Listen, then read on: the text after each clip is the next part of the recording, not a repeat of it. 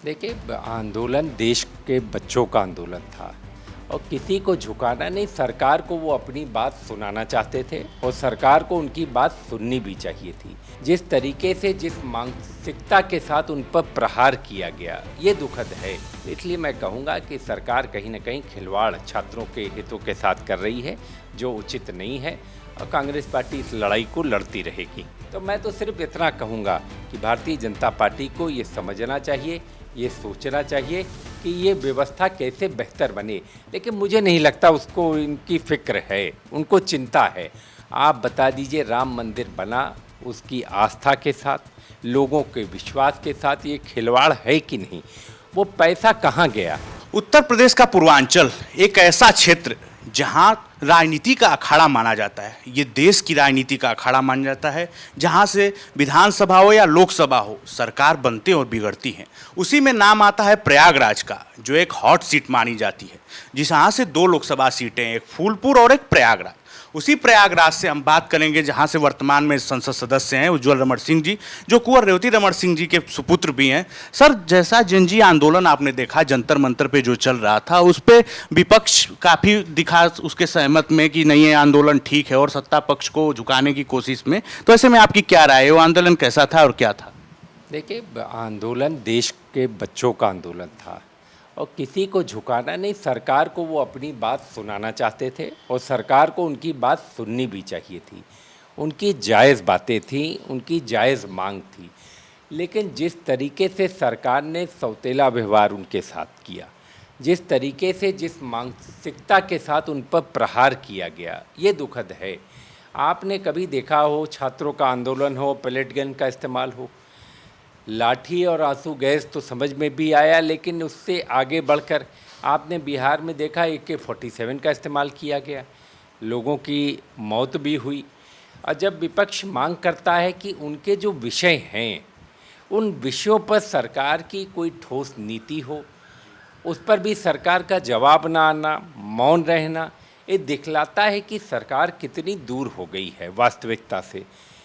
आज जिंदी हो, चाहे नवयुवक हमारे हों जो नौकरी की तलाश में हैं, आज उनकी नौकरी लगातार लुप्त होती चली जा रही है, बेरोजगारों की संख्या बढ़ती चली जा रही है, और कांग्रेस पार्टी और हमारे नेता विपक्ष राहुल गांधी जी लगातार उस मांग को हर जगह उठा रहे हैं, हर जगह उनकी लड़ाई को लड़ रहे हैं।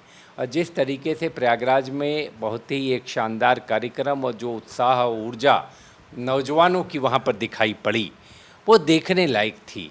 अपने आप युवा निकल कर आ रहा है अपनी, तो मैं ये कहूँगा किसी पार्टी का नहीं, लेकिन नवयुवकों में, जेनजी में, आज की जो वर्तमान पीढ़ी है, उसकी पीड़ा है, उसका दर्द है, जिसको सुना जाना चाहिए। सर, तो ऐसा ही आंदोलन झारखंड में भी चल रहा है, जहां आपके गठबंधन की सरकार भी है, तो उस पे राहुल गांधी जी का अभी तक कोई बयान नहीं है और सरकार को लेके कुछ नहीं कहा उन्होंने। आपने सुना नहीं या देखा नहीं, उस पर बयान भी आया, उन्होंने कहा भी कि बल का प्रयोग नहीं होना चाहिए, सरकार को बात करनी चाहिए। और फ़र्क मैं बतला दूं, वहाँ की सरकार 4-4 मंत्री जाकर बात कर रहे हैं और उनकी समस्याओं का निदान करने का लगातार प्रयास किया जा रहा है। तब भी तो लाठीचार्ज हुआ बच्चों पे। लेकिन पेलेट गन तो नहीं चली, AK-47 नहीं चली। जवाबदेही तो उन लोगों की है जिन लोगों ने चलाया। और आपने यहाँ पर देखा किस तरीके से आंदोलन को दबाने का प्रयास किया गया। वहाँ ऐसा कोई प्रयास है क्या? लेकिन मैं तो कहूँगा, आप छोड़ दीजिए उत्तर प्रदेश में, बता दीजिए पिछले 5 सालों में कोई बड़ी भर्ती आई हो। आखिर नौजवान कहाँ जाएगा? जो पढ़ने लिखने वाला छात्र है, वो नौकरी नहीं मिलेगी तो कहाँ जाएगा? वही सड़क पर निकल कर आ रहा है, अपने भविष्य के लिए आ रहा है, आने वाले अपने दिनों को देख रहा है कि कितने दुर्दिन के साथ कटने वाले हैं, अपनी उसकी चिंता में सता रहा है। तो उत्तर प्रदेश में मैं भारतीय जनता पार्टी के लोगों से, चाहे केंद्र में बैठे हों, आप बता दीजिए केंद्र सरकार की कितनी भर्तियां आपने देखी? क्या केंद्र सरकार में जो रिक्त पद हैं, उस रिक्त पदों को भरा जाना चाहिए कि नहीं भरा जाना चाहिए?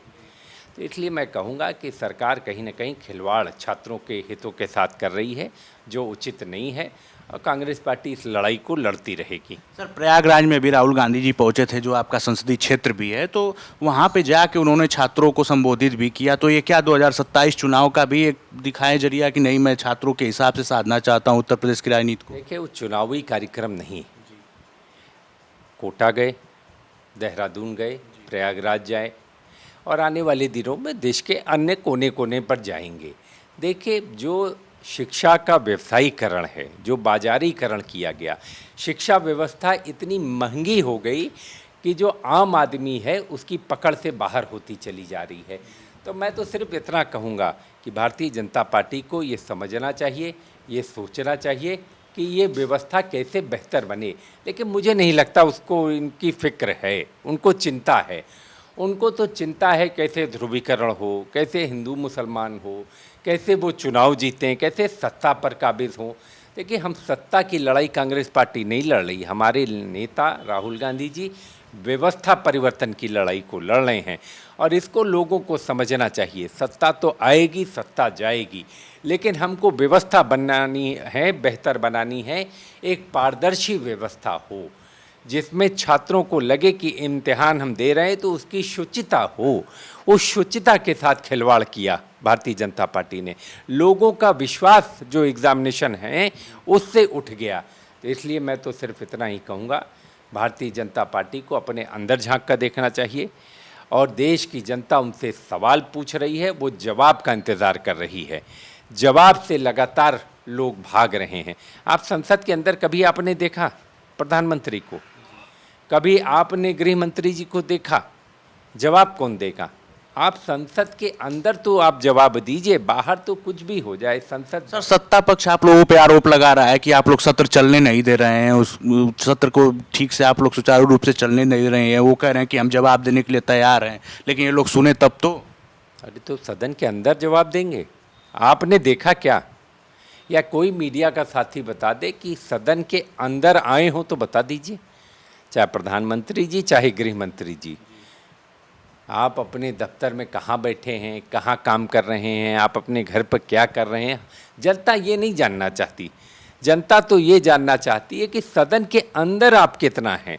अगर कोई भी व्यक्ति मुझे दिखा दे तो लगता है मुझे कि सदन से वो भागना चाहते हैं, जवाब से बचना चाहते हैं। एक पक्षी अपनी बात सिर्फ रखने का उनका, हम सिर्फ पक्ष ये नहीं, कोई ना कोई व्यक्ति तो जिम्मेदार होगा पैलेट गन का, AK-47 का कोई जिम्मेदार होगा कि नहीं होगा? तो वो जवाबदेही कब तय होगी? जो चंदा चोरी है, जो चढ़ावा चोरी है, इस पर लोग मौन क्यों हैं? ये विषय क्या देश को जानने का नहीं है? इतना बड़ा विषय आप बता दीजिए। राम मंदिर बना, उसकी आस्था के साथ, लोगों के विश्वास के साथ ये खिलवाड़ है कि नहीं? वो पैसा कहाँ गया? आपने FIR की छोटे मोटे कर्मचारियों पर, जो किरदार, प्रमुख किरदार थे, किसी पर FIR हुई? क्या उन लोगों को दंडित किया जाएगा? क्या उनकी गिरफ्तारी होगी? मैं तो सिर्फ यही पूछना चाहता हूँ। जो मेरे सवाल हैं वो जनता के सवाल हैं। हम जब जनता में जाते हैं तो जनता हमसे यही सवाल करती है कि साहब वो पैसा गया कहाँ, कितना पैसा चोरी हुआ? 10,000 करोड़ हुआ, 20,000 करोड़ हुआ? आपने खुद वीडियो कैमरे पर देखा होगा कि 40 दिन में 70 बार पैसा गायब हुआ, जो कैमरे में दिख रहा है। तो 2 सालों में तो कई सौ बार गायब हुआ। बोरियों में भर भर कर पैसा कहाँ गया? तो इसका जवाब देना चाहिए और देना पड़ेगा। सर, आज अभी अमित शाह 3 बजे आया था खबर कि वो संबोधित करेंगे राज्यसभा को और जवाब देंगे, लेकिन ऐसे में आया कि अब संसद स्थगित हो गई और विपक्ष ने चलने नहीं दिया, उन्होंने कहा। तो ऐसे में आप लोग उनको जवाब देने के लिए कह भी रहे हैं और जवाब फिर वो देने के लिए आ रहे हैं, तो आप लोग रोक भी रहे हैं, स्थगित करा रहे हैं सदन का। सदन स्थगित करना किसके हाथ में है? सर, तो आखिर हंगामा हो रहा है तभी तो सदन स्थगित हो रहा है। एक चीज़, इसको व्यवस्थित करने की जिम्मेदारी किसकी है? लोकसभा अध्यक्ष की, सरकार की। जो लोग सरकार में बैठे हैं उनकी है। अगर वो सदन को स्थगित कराना चाहते हैं, सदन में चर्चा नहीं चाहते हैं, उससे भागना चाहते हैं, तो वो नज़ारा आप देख रहे हैं। सरकार अगर चाहती है तो सब काम हो जाता है, लेकिन वो चाह नहीं रहे जवाब देना चढ़ावा चोरी पर। और जो पेलेट गन और AK-47 का इस्तेमाल हुआ, या जो बर्बरतापूर्ण कार्रवाई जंतर मंतर पर हुई, इन दोनों विषयों पर सरकार जवाबदेही से भाग रही है। इसलिए मैं सिर्फ इतना कह रहा हूँ, जवाबदेही से भागिए मत, सदन के अंदर आइए, सदन के अंदर जवाब दीजिए। और देश सुनना चाहता है कि इसका जवाब दे, इसकी जिम्मेदारी तय होनी चाहिए। खाली जवाब नहीं चाहिए, जिम्मेदारी हमको तय करानी है कि कोई न कोई व्यक्ति तो जिम्मेदार होगा राम मंदिर की चोरी का, कि ड्राइवर ने, क्लीनर ने, अकाउंटेंट ने, चपरासी ने चोरी कर ली, पैसा कहाँ गया। तो ये मैं सिर्फ ये कहूँगा, ये भारतीय जनता पार्टी जो लोग सरकार में बैठे हैं, ये उनका ड्रामा है।